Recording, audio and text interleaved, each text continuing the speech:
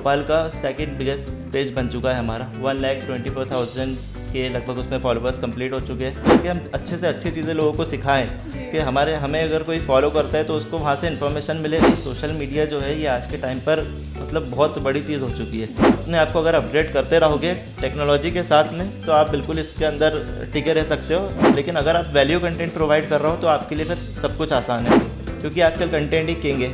नमस्कार, स्वागत है आपका स्वदेश लाइव के इस खास कार्यक्रम स्वदेश टॉक में। आज हमारे साथ मौजूद है एक सफल कंटेंट क्रिएटर जिन्होंने अपने सोशल मीडिया पेज के माध्यम से भोपाल में होने वाले इवेंट्स के बारे में सभी को अपडेट किया। आप सभी शायद इस पेज को फॉलो भी करते होंगे और इसका नाम बहुत ज़्यादा सुना होगा। इस पेज का नाम है भोपाल इवेंट अपडेट। इस पेज के एडमिन आज हमारे साथ मौजूद है, तो हम इनसे जानेंगे कि इन्होंने किस तरीके से कंटेंट क्रिएशन की जर्नी की शुरुआत की, इन्होंने क्या चैलेंजेस को फेस किया। तो आज हमारे साथ मौजूद है अमीन सिद्दीकी सर। वेलकम सर, कैसे हैं आप? सबसे पहले तो मैं शुक्रिया अदा करना चाहूँगा स्वदेश न्यूज़ का कि उसने हमें ये अपॉर्चुनिटी प्रोवाइड करी। रही बात हमारी जर्नी की, तो हम लोगों ने जो इवेंट्स अपडेट का पेज है इसको 2021 के अंदर स्टार्ट किया था, जब पैंडेमिक चल रहा था, लॉकडाउन का टाइम था पूरी जगह। तो हम उस टाइम क्या था कि भोपाल के अंदर कहाँ पे कोविड के बेड्स अवेलेबल है, वैक्सीनेशन सेंटर कहाँ पर है, उस चीज़ की अपडेट किया करते थे उस टाइम। तो काफ़ी उस टाइम इस टाइप के लोगों को प्रॉब्लम हुआ करती थी। लोग सर्च करते थे कि बेड्स कहाँ हैं, ऑक्सीजन के हमारे पास पर्सनली बहुत डीएम आते थे कि कहाँ है, कोई ऐसी जगह बताएं जहाँ पर ऑक्सीजन मिल रहा हो, बेड्स कहाँ किस हॉस्पिटल में अवेलेबल है। तो हम लोगों ने वही चीज़ अपलोड करना स्टार्ट करी। काफ़ी फिर लोगों का बहुत अच्छा रिस्पांस मिला। धीरे धीरे हमने उसके अंदर अपडेट करा कि इवेंट्स जितने होने लगे उसको भी कवर करने लगे हम लोग साथ में, कि भोपाल का कोई सा भी इवेंट होता है या फिर आने वाला होता है उसके बारे में डालते हैं ताकि लोग वहाँ पर उसको अटेंड कर सकें। बाकी दूसरी धीरे धीरे करके और भी चीज़ें नई नई उसके अंदर अपडेट करें धीरे। अभी हम लोग रिसेंटली जो है भोपाल का सेकंड बिगेस्ट पेज बन चुका है हमारा। 1,24,000 के लगभग उसमें फॉलोवर्स कंप्लीट हो चुके हैं। और बाकी उसमें हम कुछ एजुकेशन से रिलेटेड भी कंटेंट अपलोड करते हैं ताकि लोगों को उसमें हेल्प मिल सके। कहीं वैकेंसी अवेलेबल होती है किसी सेक्टर के अंदर, किसी भी डिपार्टमेंट में, तो उसके बारे में बताते हैं ताकि स्टूडेंट्स जो है उसमें अप्लाई कर सके। तो ये जैसा आपने बताया कि कोविड के टाइम आपने सोचा कि लोगों को हेल्प कर सके, बट अब आपका पेज सोशली एक्टिव तो खैर वैसा रहता है कि लोगों को फ़ायदा मिले, इवेंट्स के बारे में पता चले, लेकिन इसके अलावा आप मार्केटिंग वगैरह भी करते हैं। तो इसके साथ मार्केटिंग की शुरुआत आपने कैसे करी? मार्केटिंग की स्टार्टिंग जो हम लोगों ने करी थी, इसको अभी 1 से 1.5 साल ही हुआ है। तो हम लोगों ने स्टार्ट कुछ ऐसे करा कि काफ़ी हमारे पास मैसेजेस आते थे कि सर आप लोग होटल्स का रिव्यू करें, जो ब्रांड्स हैं उनके बारे में बताएं कि कहाँ पर अच्छे कपड़े मिलते हैं, कहाँ पे कोई अच्छा रेस्टोरेंट है भोपाल के अंदर, वो हिडन प्लेसेस के बारे में आप बताएं कि कहाँ अच्छा वही कहाँ पे क्या मिल रहा है उसके बारे में आप लोग बताएं। सो हम लोगों ने व्लॉग स्टार्ट करे कि रेस्टोरेंट के बारे में रिव्यू देना शुरू करें। उसके साथ साथ फिर हमारे पास काफ़ी पेड्स भी आने लगे इसके, कि रेस्टोरेंट से कॉल आता है कि सर आप हमारे यहाँ के शूट करें, बताएं, उसका रिव्यू दें, भोपाल के लोगों तक बताएं कि क्या हमारे पास क्वालिटीज़ हैं, क्या सर्विस हम प्रोवाइड कर रहे हैं, जो भी भोपाल के अंदर ऐसी चीज़ें, उसको हम लोगों ने फिर बाहर। आपका आगे का विजन क्या है? आप एज अ मार्केटिंग एजेंसी ही ग्रो करेंगे या सोशली लोगों को इन्फॉर्म करेंगे, वैसा भी आप कुछ कंटिन्यू करेंगे, या एज अ मार्केटिंग एजेंसी की तरफ आप आगे बढ़ेंगे? देखिए, सोशल मीडिया जो है ये आज के टाइम पर मतलब बहुत बड़ी चीज़ हो चुकी है। जैसे रही बात अगर बात करते हैं हम इंस्टाग्राम की, तो इंस्टाग्राम के अंदर ही सिर्फ 2 बिलियन से ज़्यादा एक्टिव यूज़र्स हैं आज के time.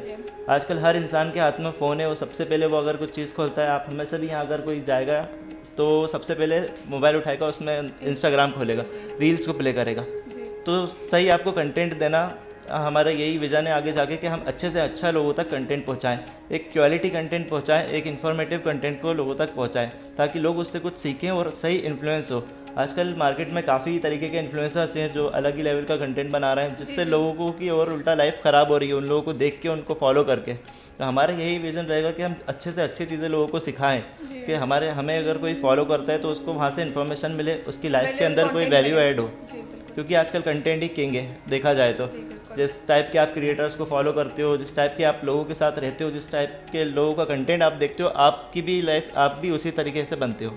As a content creator आप किस कंटेंट क्रिएटर का पेज फॉलो करते हैं? आप किसी का कंटेंट आप देखना पसंद करते हैं? मेरे भी काफ़ी है, तो इसके लिए जिसको मैं फॉलो करता हूँ, जिनसे काफ़ी कुछ सीखने को मिलता है, उनमें से हम ले सकते हैं कि डॉक्टर विवेक बिंद्रा है। अगर उनसे बिजनेस की टिप्स लेनी हो तो सबसे अच्छा चैनल उनका है, उनसे कुछ सीखना है। कंट्रोवर्सीज को लेके बहुत ज़्यादा वो कंट्रोवर्सी तो क्या होता है, ये चीज़ें चलती रहती हैं, उतार चढ़ाव सबके साथ आते हैं और कंट्रोवर्सी से ही इंसान वायरल होता है। ये एक टॉपिक्स होते हैं देखा जाए तो, नाम होता है, जिसका नाम होता है। बाकी अगर जैसे संदीप महेश्वरी सारे, मैं उनको भी फॉलो करता हूँ, उनका भी कंटेंट देखता हूँ। सबसे आप उनकी पॉजिटिव चीज़ें लो, आप ज़रूरी नहीं कोई गलत चीज़ बता रहा है आप उसको छोड़ दो ना, आप उससे उस चीज़ से क्यों इन्फ्लुएंस हो रहा हो। हिमेश मदन सर हैं, आप उनका कंटेंट देखो, कितना कुछ वो आपको बताते हैं लाइफ में, कैसे आपको आगे बढ़ना है, अपने करियर से रिलेटेड चीज़ें बताते हैं, कैसे आपको बिजनेस को और एक्सपांड करना है। अगर एक इन्फ्लुएंशियल इंसान जो बहुत सारे लोगों को इफेक्ट करता है, उनकी थिंकिंग को इफेक्ट करता है, लोग उनको अपना आइडियल मानते हैं, उनसे इंस्पायर होते हैं, अगर उनके बारे में इस टाइप की न्यूज़ आए तो क्या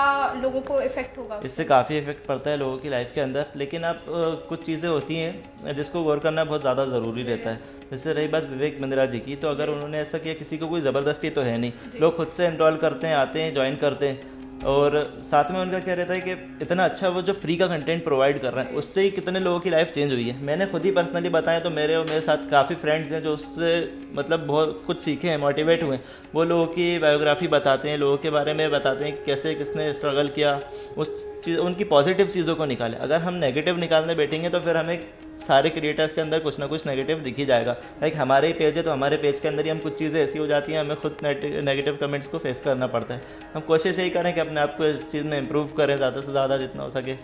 सोशल मीडिया पे ट्रेंड्स के साथ ट्रोल्स भी बहुत ज़्यादा चलते हैं, बहुत ज़्यादा होता है। ट्रोल्स से कैसे बचना चाहिए, क्योंकि हर कंटेंट क्रिएटर को एक टाइम पे ट्रोल्स को फेस करना ही पड़ता है, चाहे आप कितना अच्छा भी कंटेंट प्रोवाइड कर रहे हो, तो ट्रोल से कैसे बचें? यार ट्रोल का क्या है, लोगों का काम है, वो तो कमेंट्स करते ही हैं, है ना, उनको आप नहीं रोक सकते ना, आप लोगों की मेंटालिटी को, माइंडसेट को बदल सकते हो आप, है ना। ट्रोल हो रहा है, ठीक है, होने दो, कोई इशू नहीं है। आप अपने अंदर कॉन्फिडेंस रहो, आप जो कर रहे हो वो सही है, और आप कोशिश करो कि मैं हक बात को बोलूँ और सच को बोलूँ, और उसी को ज़्यादातर लोगों तक पहुँचाओ। जब आपने इस पेज की शुरुआत की तो क्या आपका यही विजन था बस कि मुझे करियर, जैसे आजकल हम देखते हैं कि content creation as a career लोग परस्यू कर रहे हैं, लोग चाहते हैं कि मैं कंटेंट क्रिएटर बन के पेड प्रमोशंस करूं, बहुत ज़्यादा पैसा कमाऊं, मेरा फेस एक ब्रांड बन जाए। तो जब आपने इस पेज की शुरुआत की तो क्या आपका विजन यही था कि आपको एज अ ब्रांड बनना है, या सिर्फ सोशली कर लेके आपने चला? और प्लस मैं आपसे ये पूछना चाहूँगी कि कंटेंट क्रिएशन आजकल बहुत बड़ी फील्ड हो गई है, बहुत ज़्यादा बड़ी, कि हर दूसरा बंदा चाह रहा है कि वो कंटेंट क्रिएटर बन जाए, तो क्या ऐसा पॉसिबल है कि हर कोई कंटेंट क्रिएटर बन सकता है? यार हर कोई कंटेंट क्रिएटर तो बन तो सकता है, लेकिन उसके अंदर पहले यह होना चाहिए और अपने आप को अपग्रेड करे, क्वालिटीज़ उस हिसाब की होनी चाहिए। आजकल मार्केट में बहुत सारे लोग हैं कंटेंट बना रहे हैं, लेकिन हर इंसान को सक्सेस नहीं मिली है। हमारी काफ़ी पेजेस हैं, मतलब बहुत टाइम पहले से, हमसे पहले से कर रहे हैं, लेकिन आज वो इस लेवल तक नहीं पहुँचे। सबसे पहले ना हमें रिसर्च करनी ज़्यादा ज़रूरी है कि मार्केट में अभी लोगों को क्या चाहिए, किस चीज़ की ज़्यादा ज़रूरत है, उस हिसाब से आप कंटेंट प्रोवाइड करो लोगों को। लाइक एजुकेशन से रिलेटेड बना रहा हो, आप एक पर्टिकुलर नीश को निकालो कि हम इस नीश से रिलेटेड कंटेंट बनाएंगे, आपकी नीश आपकी यूएसपी बन जाती है। वही नीश ही आपका यूएसपी रहता है। बाकी आपने बात करी कि जो कंटेंट क्रिएटर्स हैं, आपने एज अ प्रोफेशन, तो पैदा में मैं बी फार्मेसी का स्टूडेंट हूँ, मैंने डिप्लोमा पहले करा फार्मेसी में। पहले मैं नीट की तैयारी कर रहा था 12th के बाद, मैं सोचा था MBBS करने का, बट नहीं निकला नीट। उसके बाद मुझे सोशल मीडिया में काफ़ी इंटरेस्ट था, मैं फेसबुक के अंदर एड्स आते थे, इवेंट्स का ऑप्शन हुआ करता था, काफ़ी उससे सीखने को मिलता था कि हाँ अच्छा भोपाल में ये होने वाला है, वो होने वाला है, तो मेरे पास उसकी नॉलेज काफ़ी रहती थी।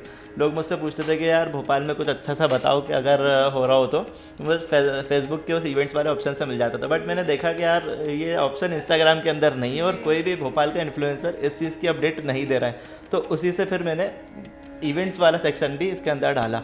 लोगों की काफ़ी डिमांड्स आई कि सर हमारा भी आप अपलोड करें कंटेंट, हम लोगों के भी इवेंट के बारे में भी बताएं, इससे ताकि उनको ऑडियंस मिलता है, उनका इवेंट सक्सेस हो पाता है।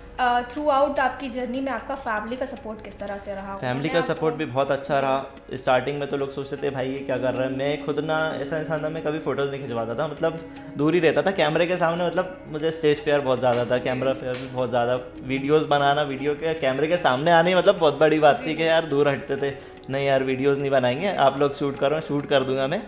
लेकिन फिर धीरे धीरे करके लोगों की डिमांड आई, कॉन्फिडेंस बढ़ा, आए एक के बाद एक इंटरव्यूज़ करे, वीडियोज़ बनाई, तो बाकी सब नॉर्मल हो गया, अब कुछ नहीं लगता ऐसा।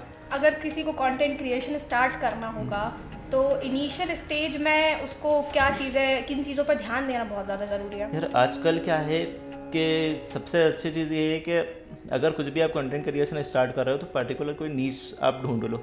आपको क्या चीज़ आती है, आपको क्या चीज़ अच्छी लगती है, आप किस चीज़ में अच्छा कर सकते हो, है ना।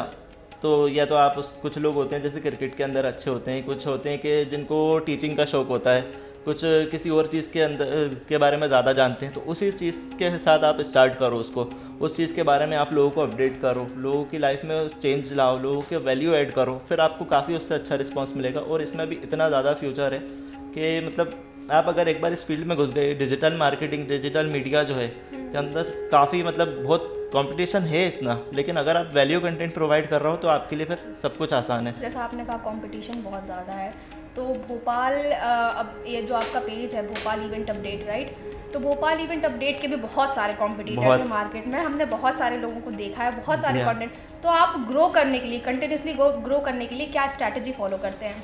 यार हम अपने आप को ना अपग्रेड करते रहते हैं, यानी कुछ भी चीज़ें रहती है जैसे मार्केट में हम सबसे पहले रिसर्च करते हैं, डाटा कलेक्ट करते हैं, क्या लोगों की डिमांड है, लोगों को किस चीज़ की अभी ज़रूरत है ना। जैसे अभी हम लोग या वीडियोस वगैरह नहीं बनाते थे, लेकिन हमने देखा रिसर्च करी क्या लोगों को इस चीज़ की भी चाहिए, इस चीज़ की भी नीड है, लोग चाहते हैं कि ये चीज़ भी हम तक पहुँचे।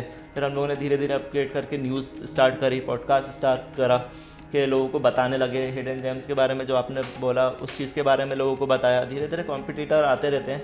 नहीं, अभी जैसे सबसे ज़्यादा भोपाल के अंदर चल रहा है कि अगर किसी को ग्रो करना है तो एआई का यूज़ करें। आर्टिफिशियल इंटेलिजेंस के अंदर इतने सारे फीचर्स हैं, आपके लिए हर काम उससे आसान हो जाता है। अब हम भी अगर किसी रेस्टोरेंट के अंदर जाते हैं, थोड़ा सा नॉर्मल उसकी डिटेल्स लेके चैट जीपीटी में डाल देते हैं, उससे हमें काफ़ी पूरा कंटेंट का आइडिया मिल जाता है। मतलब बहुत ज़्यादा आसान हो चुका है इससे कि फिर अब उसको वॉइस ओवर हम खुद नहीं करते तो हम एआई के थ्रू करवा देते हैं, उसके लिए भी काफ़ी ऑप्शंस अवेलेबल हैं।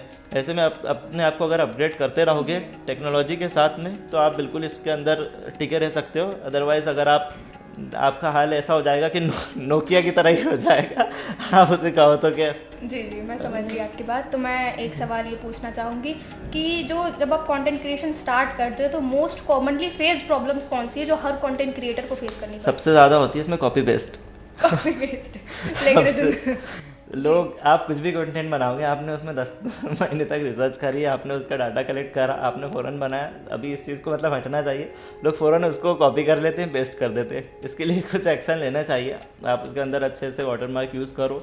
आप कोशिश करो कि आप अपना पर्सनल ब्रांड बनाओ, मतलब कि आप खुद दिखो, क्योंकि ये चीज़ें टेम्प्रेरी भी होती हैं कभी कभी, कि आज है कल नहीं है, इसका कुछ भरोसा नहीं है कब कौन सा अपडेट आ जाए। अगर आपका पर्सनल ब्रांड होगा, आपने खुद ने उसमें मेहनत करी होगी, तो कल को वो चीज़ चली जाएगी, वो सोर्स चला जाएगा, लेकिन आप उसी के थ्रू, उस नॉलेज के थ्रू आप दूसरा सोर्स भी आप आसानी से बना सकते हो। हमने बहुत सारे ऐसे कंटेंट क्रिएटर्स को देखा है जिनकी ग्रोथ का ग्राफ बिल्कुल ऐसा जाता है और फिर एकदम से ऐसा डाउनवर्ड हो जाता है।